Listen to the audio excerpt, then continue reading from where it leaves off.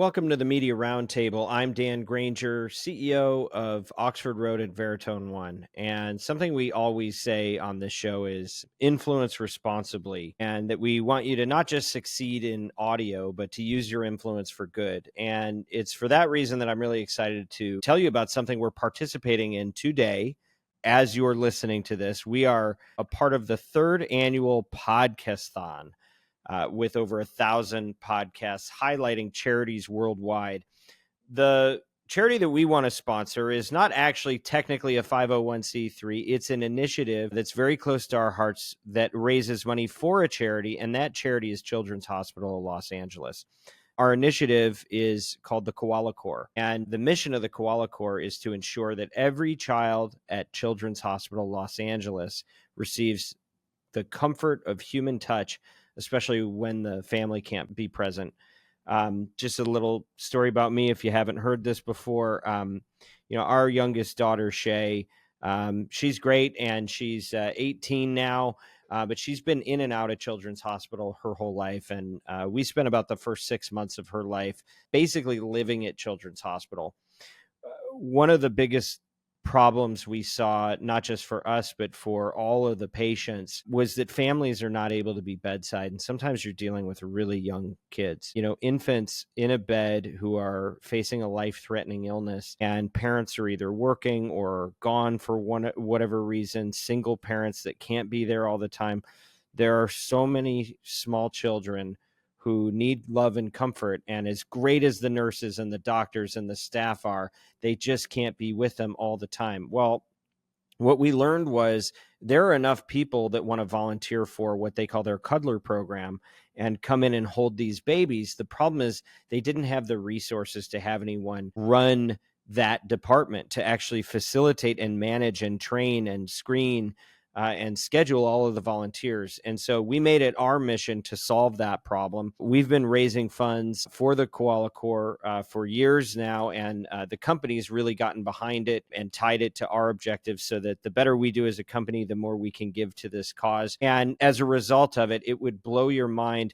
We've gone from really a small fraction of children that are eligible getting someone to hold them to we're almost at capacity in terms of the amount of active volunteers. It's been a wonderful thing, and we need your help to keep it going. So if this resonates to you, please go to koalacorps.com. That's spelled KOALACORPS.com to learn more and hopefully to donate. And if you're interested in discovering hundreds of other incredible charities, go to podcasthon.org. Thanks for joining us and for using your influence for good. Now let's dive into this week's industry edition.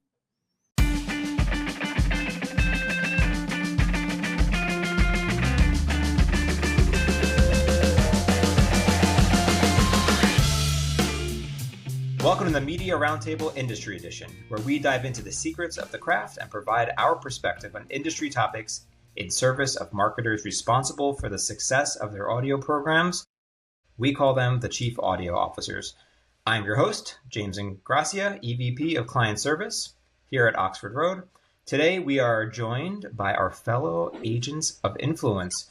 First up, we've got fellow James Cridland. He is the editor of my favorite newsletter that I wake up to every morning, Podnews, and the Podcast Business Journal, and is a radio futurologist. James, welcome to the show. Thank you. We also have Neal, Lucey, EVP of Strategy and Product here at Oxford Road. Hi, Neal. Hello. We have Spencer Semonson, Media Supervisor at Oxford Road. Hi, Spence. And last but definitely not least, we have Courtney O'Connor, Director of Podcast Media at Veritone One. And Courtney is making her debut on the Media Roundtable. So everyone, please welcome Courtney. Thanks for having me. Anytime. All right, let's get to the show. Let's break down first a few of this week's quick industry news stories. We are going to start with something about Michelle Obama. Spencer, why don't you tell us about it? Yes, Michelle Obama is launching, I wouldn't say the third iteration, but the third podcast through Higher Learning, which is a production company through Spotify. This one she's co-hosting with her brother, Craig Robinson, who is actually doing most of the reads.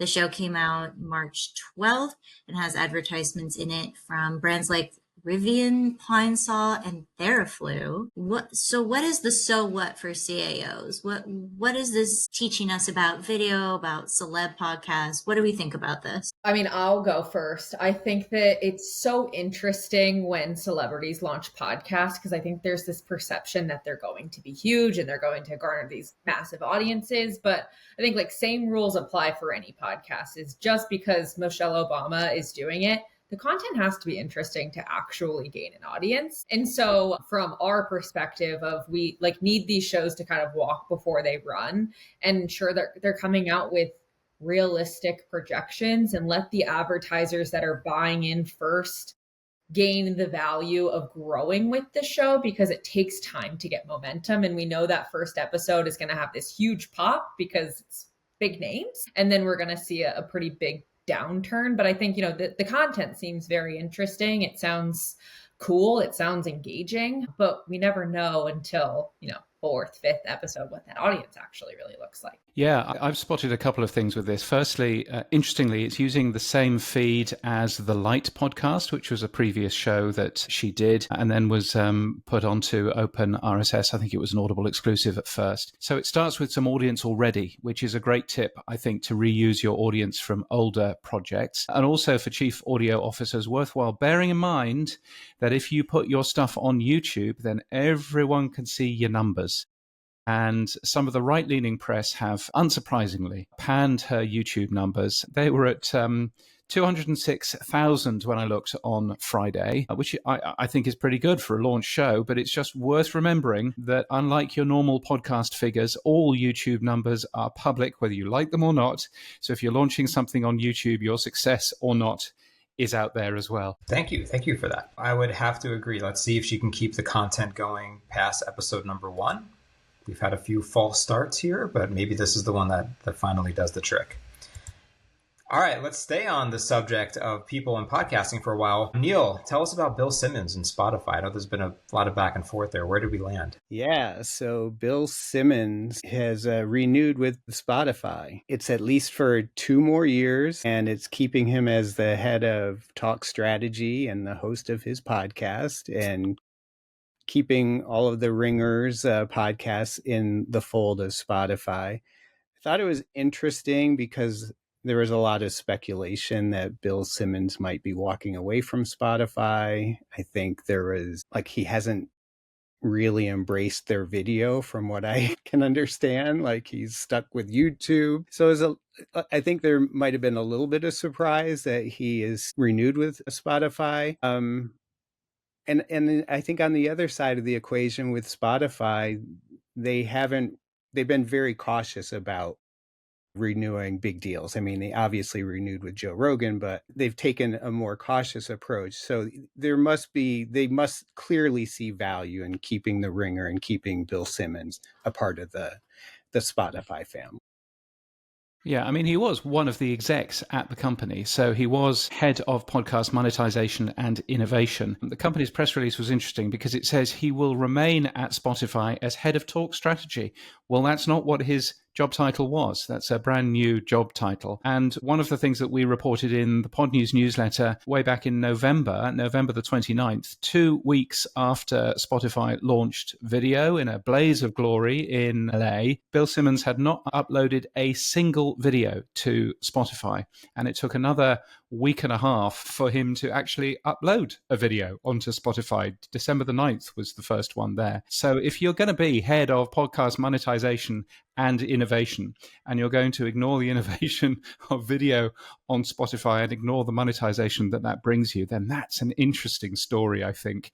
But great that he's clearly a talent. Great that he is still at Spotify. It's 5 years now since Spotify bought The Ringer, and it'll be good to see how he moves on. He's reporting to the new head of podcast business, who's a nice man called Roman Wassenmuller, who I had a coffee with in LA at the end of last year, and it seems a very bright guy who's been involved in the Spotify world for a long, long time. So, fun to see. Well, that's probably why they changed his title to head of talk strategy, if he wasn't going to embrace it. Someone Correct. else will. All right, well, let's stick on the subject of sports here. And guys, we have our very first sponsor to tell you about here. We have a live read. So let's go a little behind the curtain here. Here on the Media Roundtable, we are always advocating for best practices in podcasts. And one of those that we always say is save the live reads. Do your live reads baked in. If you're listening and you're part of a show, those get the most impact and the best performance. So we are going to practice what we preach. And following around Bill Simmons in sports, let's talk about All City Network. So sports fans, they don't just follow their teams, they live them, and All City Network gets that. They're redefining sports media, delivering daily podcasts, pregame, postgame shows. They have this community-driven coverage of diehard fans that you can't get anywhere else. They're pushing the boundaries on industry definition of podcasts, striking distribution deals with Roku, Samsung. They have live shows that are streamed on connected TVs in addition to live on YouTube. We talk about this all the time. Like, what is a podcast? Is it video? Is it audio? They're doing it all. If you're a brand, if you're a chief audio officer and you're looking to connect with passionate, engaged sports fans, All City is a community that converts. They offer a range of advertising and sponsorship opportunities, from turnkey mid-rolls to custom brand integrations, tentpole ownerships, you name it. And for example, next month in April, they're going to have 125 plus dedicated shows just for the NFL draft. Team by team coverage of your favorite teams in the NFL. So if you are a CEO or audio decision maker looking for a smarter way to reach sports fans, All City is a strong opinion that has delivered results for several of our clients here at the agency, and they can do wonders for you too. So to open a conversation, email them at advertising@allcitynetwork.com. That's advertising@allcitynetwork, all one word, .com. All right, let's move on to our main stories. Neal, you are back up to talk about YouTube, which is all the rage. What are you hearing? We can't get away from YouTube, can we? I don't think. There's a billion viewers. What else? What's coming next week? Who knows? So YouTube is debuting a new Lite subscription offer, which will include podcasts, creator content, non-music content. So going to offer ad-free access to podcasts and other non-music content at a really good price, $8, compared to the standard of $14 for YouTube Premium.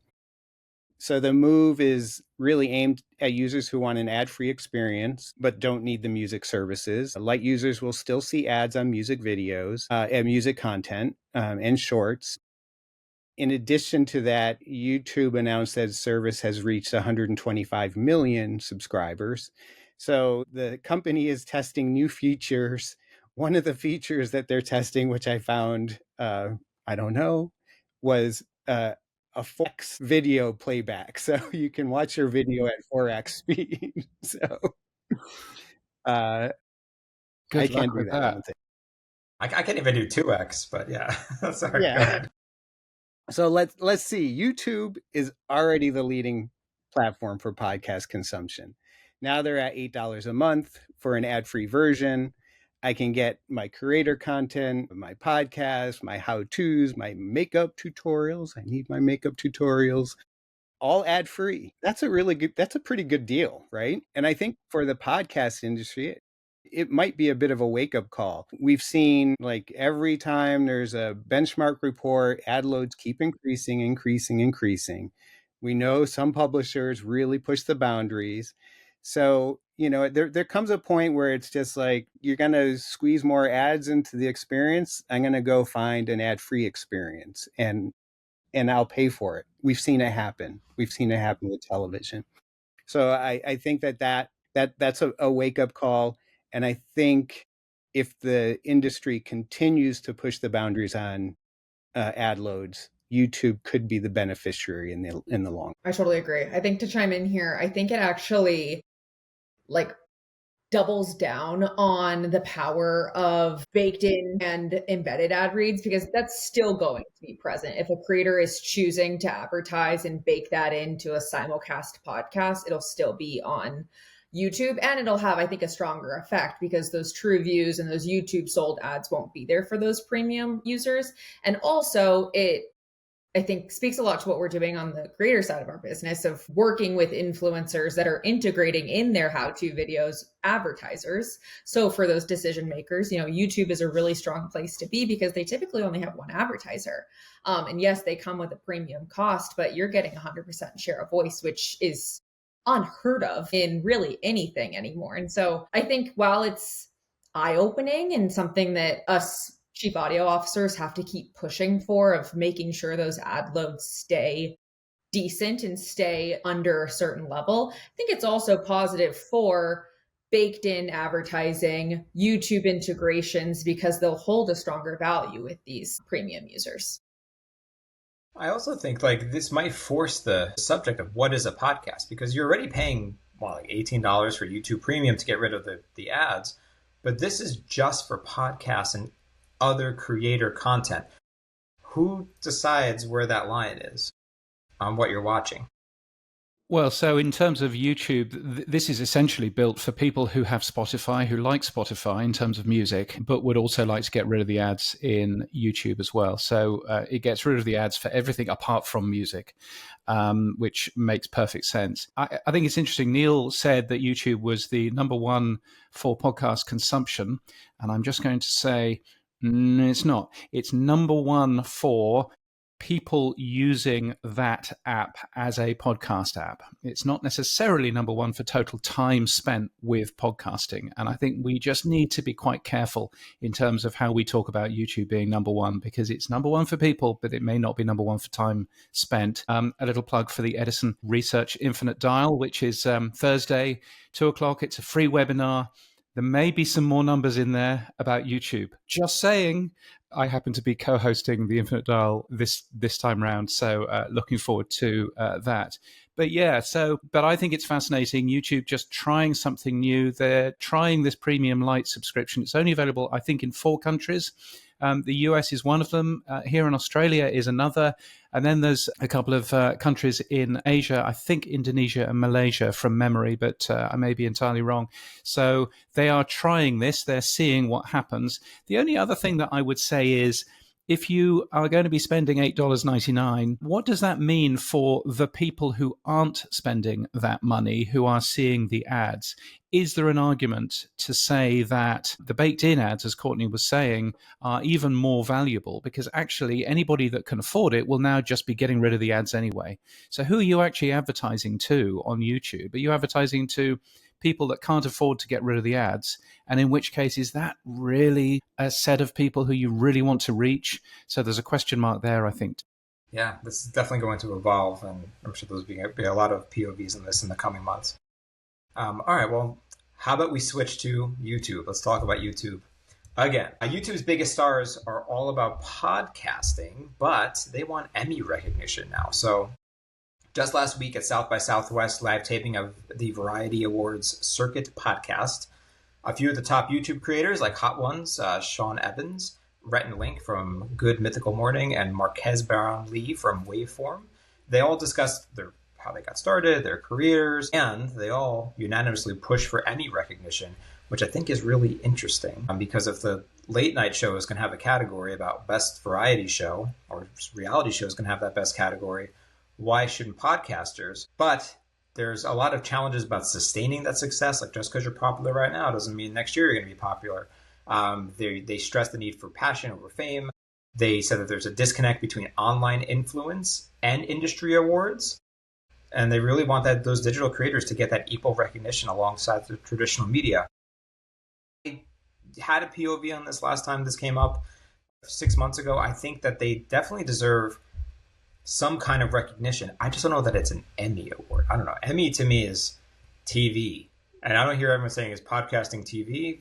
That's not really it. I don't think it's also Oscars, and it's not Grammys. I don't know where it falls. Maybe it's its own category. But my take here is that the big podcasters, yes, they should be recognized. I'm just not convinced it's the Emmy Awards as they're pushing for. Maybe it's the closest thing. But anyone have any thoughts on this? I think the reason why they're pushing so far into Emmys is there's already an Emmy for like best content and best limited series. So technically there's precedent. And then all the other awards that exist technically for online influencers and video creators are just extremely juvenile in the way that they're handled, the way that they're marketed, the people who are up for the awards.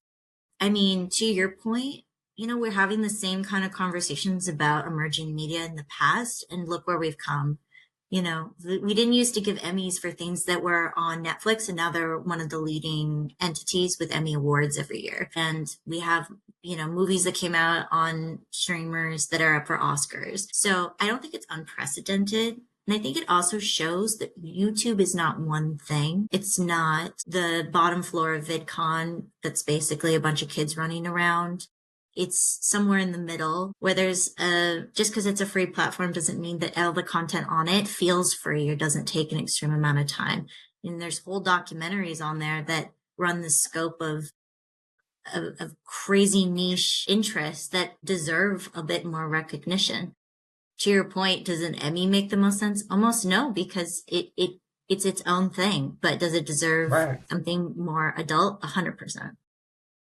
Yeah, I think it's very interesting in that maybe 5-10 years from now, there'll be like a podcast union, or maybe there'll be some industry that stands up and kind of protects them. Because I'm even thinking here, this is YouTube stars talking about this. What about, would there be an audio only category in this awards? There's so many different ways to slice it. But if you're listening and you're entrepreneurial, maybe you should start up an awards show for these guys.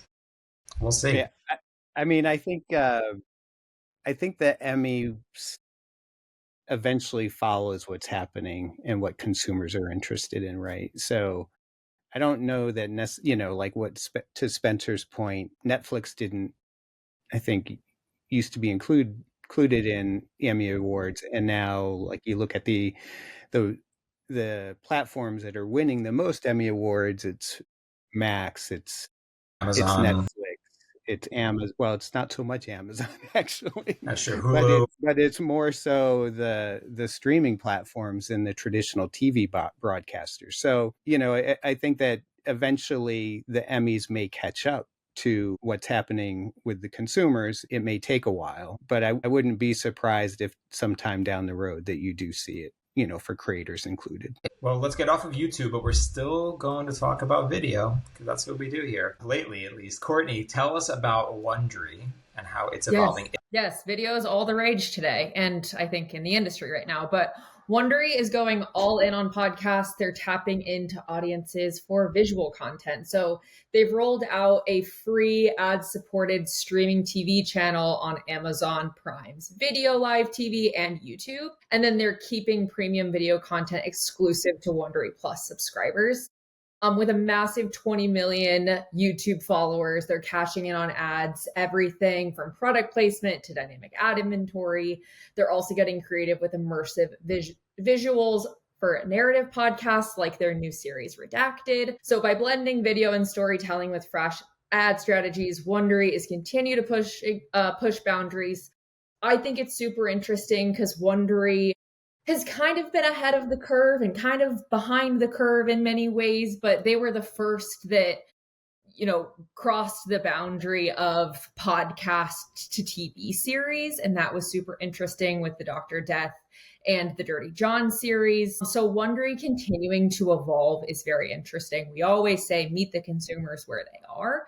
And Wondery continuing to make this push, I think, again, just shows the industry's evolution and push towards evolving content and the way that we're delivering it. Anybody have a take on this too? Yeah, I think it's fascinating. And there's a bunch actually of podcast companies who are doing this sort of thing. So Wondery, I think, launched their first fast channel about a year or so ago, but are launching more as we go. Evergreen just announced that they've got a fast channel which contains some of their podcasts, but also some live sport as well, because they happen to have rights for live sport. And I think the Locked On Network has launched a fast channel too. So I suspect that we will see more of those. If you're making a ton of video content, then why wouldn't you launch an additional channel on things like Amazon TV and other platforms as well? So I think it makes a bunch of sense.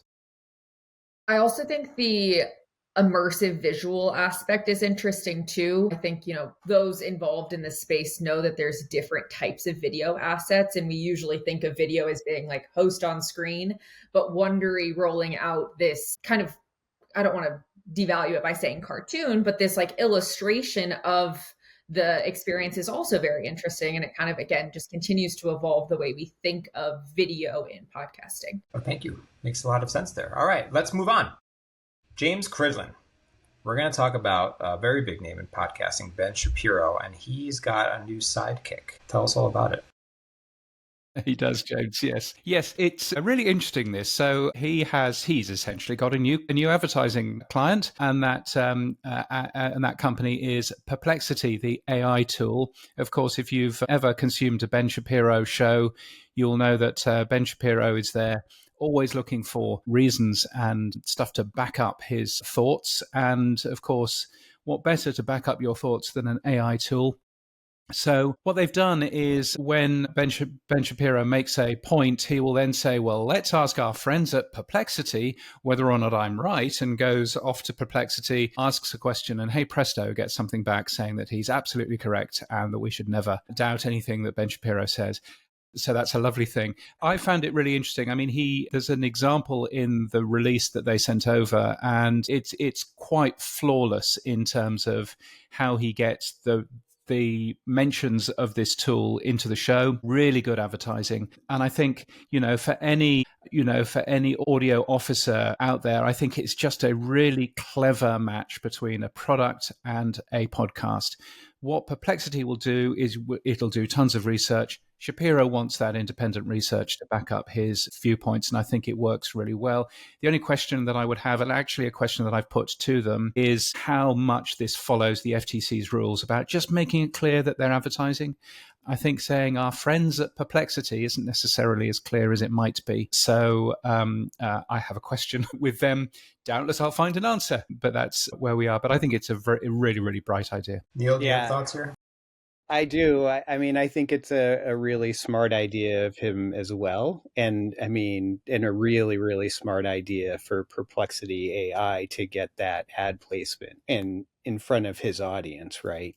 So I think for both parties, it's a win-win. I think there's no question that, there are advertisers that are worried about conservative content. I mean, let's face it, the conservative content gets the most scrutiny amongst advertisers in terms of whether to advertise or not advertise. And for him to have, basically a live fact checker, so using a fact checker, using Perplexity as a fact checker, you can't, he's not telling untruths, right? So you might disagree with what he's saying, but it's based in facts. There's a factual basis for what he's saying. So I think it's important. I think it's interesting. I think for him, I think it's a really smart play. Yeah, just to add here, I was actually on stage at South by Southwest with their SVP of ad revenue over at Daily Wire when this news was released. And we actually got a question from the audience, and it was more of a statement of accusing Daily Wire and Ben specifically of being storytellers versus news reporters. And I think that this kind of helps eliminate that question. And to your point, Neal, maybe helps break down those barriers of concern with advertisers of aligning with storytelling content, quote unquote, versus actual factual news. Well, good points. And then I'm sure people will point to who's feeding the Perplexity engine, and is it factual? But those are stories that I'm sure will emerge as this gets used a little bit more frequently. Last story comes from Spencer, who has something that she read about how podcasters should not be cutting their spend in light of all this economic turmoil. Spencer, take it away. Yes, from Podcast Daily News, we have a new article. So buyers are saying that podcast ads are less prone to cuts than the tariffs might suggest. The implementation of tariffs from U.S. President Trump encourages business investments, has caused unease among business leaders, and this concern could extend to the advertising industry.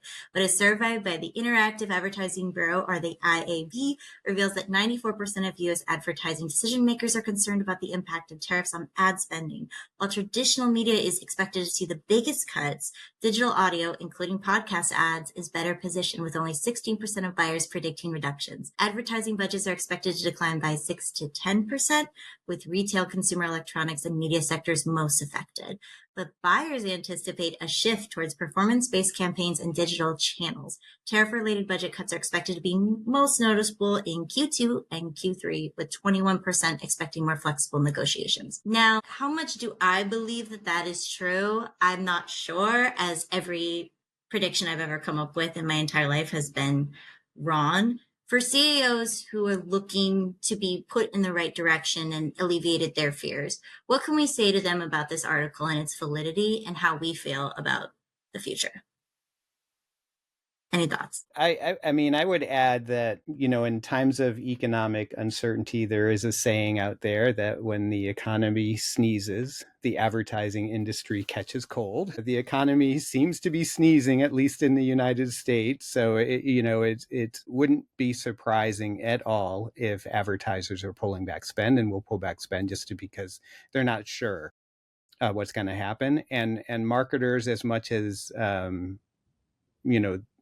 they, I think, believe in advertising, and as much as it's been proven out that it works if you maintain advertising during a recession, it's an area that businesses can cut fairly easily. And it's often a line item that's first to go. The beneficiary of it, though, in advertising would be on the performance-based channels. And podcasting is proven out as a performance driver. It does great at building brand, but it's a proven performance driver. So I think that there's sense in protecting the podcast budgets, just given the performance that it does drive for advertisers. That's a great point. I mean, I've been in the industry for about 5 years, right? And I was through the first part of COVID, the recessions, everyone quitting, these eras that we've all been through. And through it all, podcast advertising has only steadily grown, and influencer marketing has only grown. And to your point, it really is that endorsement where somebody feels that they have loyalty more to the person than they do to a brand. And I've seen so many times, you can see it in simulcasts in the comment section and YouTube, where they say, I bought this thing just because you told me to, or like, I'm showing my allegiance to you by purchasing this, and brands take notice of that time and time again. And that's just so much more influential than your marketing budgets put somewhere that's more in legacy media. Yeah, I think it's very clear that no one likes uncertainty. And what we're currently seeing right now is clear uncertainty into what the future might hold from an economic point of view. I speak as somebody who lives in Australia, and, and obviously we're seeing tariffs and things happen here as well. The one thing that you can, though, say with certainty is if you cut your advertising, fewer people will buy your stuff. That is an absolute certainty. And so it's always surprised me. I understand why, but it's always surprised me why a chief audio officer, the first thing that they would do if they don't know what's going to happen is to cut their advertising. Surely the first thing that they should be doing to protect their business is to not just continue their advertising, but actually invest more in that, because that is one surefire way of actually making sure that more people buy your stuff. And at the end of the day, that's what we all need. James, I think that's such a good point, that like the first budgets that are cut are always marketing budgets. But then you're cutting your revenue and your sales too. And I think, to everyone's point here, audio has data to prove, and direct response has data to prove, that we are turning over those ad dollars and we are providing ROI. And so I think it's just like looking at the data. We all saw it happen in 2020. And I don't think any of us want to make predictions here, but if the same thing happens, the ecosystem saw a huge boom because of how much direct response we get. And we can see the revenue that we're providing for. And you also have to invest now to get results later. I mean, I was looking in my spare time through one of our clients' survey results and through the write-ins, and I found 2 write-ins that said, this is from 2 weeks ago, a news podcast like 10 years ago, is what one of them put as when they filled it in. And the other one said a basement yard podcast many, many years ago. So while those are maybe the exceptions to the rule, it does stick in consumers' minds, as you were saying, like brands and hosts talking about the products. So a couple of weeks ago, I needed to buy a new oven, and I don't listen to very much commercial radio here in Australia. I literally had no idea where to buy an oven. I had no idea who sold them because, I only moved here 9 years ago. No idea who sold them. And I asked my wife, who is Australian, and she sang a radio jingle to me from 30 years ago. And I went to the good guys and I bought my oven. Audio advertising works, folks. It's amazing though it is. It absolutely does. The good guys. Love that. All right, guys. Well, we did it. Thanks to our team for taking part in this important conversation. And thank you, the listener or viewer, for joining the Media Roundtable. This podcast is brought to you by Oxford Road and Veritone One, where we want you to succeed in audio and creator-based media to use influence for good. As members of the marketing community, we have the power to advance voices that don't just entertain, but they edify, to build bridges across differences and preserve fair-minded discussion around the most important topics of our age. And if you're a marketer and you're looking to align your brand values with extraordinary business outcomes like we were just talking about, reach us by visiting oxfordroad.com and subscribe to our weekly newsletter, The Influencer. We'd love to hear from you here at the Media Roundtable. If you have any feedback or suggestions, don't hesitate to reach out to us at info@mediaroundtable.com. And as James was just mentioning, the importance of sonic logos and sonic brandings, well, we have a whole podcast about that. It's called Ad Infinitum.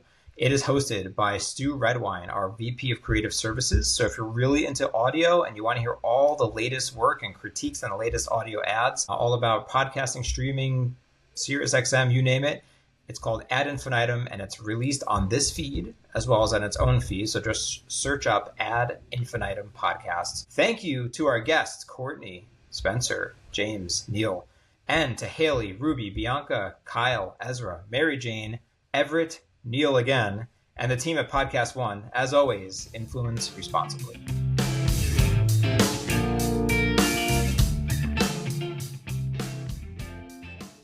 Well, this hereby concludes another great edition of the Media Roundtable podcast, and it is our special Podcasthon episode. If our mission resonates with you, please visit koalacorps.com to learn more to donate. That is spelled KOALACORPS.com, and discover hundreds of other incredible charities at Podcasthon. That is spelled PODCASTHON.org. Thanks for joining us on the Media Roundtable and for using your influence for good. And of course, influence responsibly.